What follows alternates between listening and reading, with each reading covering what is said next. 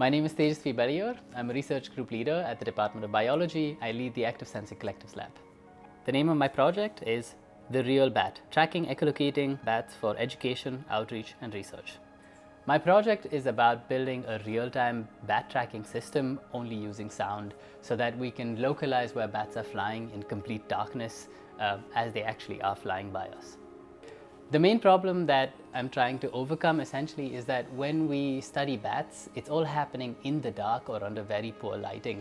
And when we do collect the data, we collect data with lots of microphones, we collect the echolocation calls that the bats are emitting.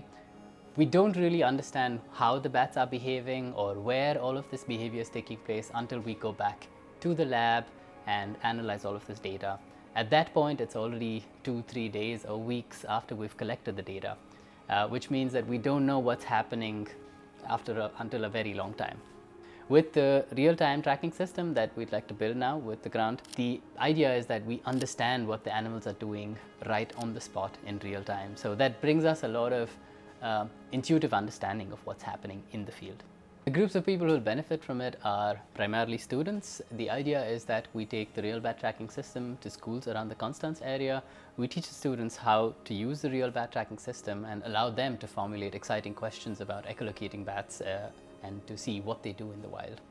The results from the RealBat tracking system, or the people who've used the RealBat tracking system, I think it will change the way people look at bats around them, because now you have a tool that gives you instant feedback on where the bats are, what they're doing, what is their behavior like at different points in the night and things like this. So I think it will result in a very wider and more intuitive understanding of how bats behave in the wild.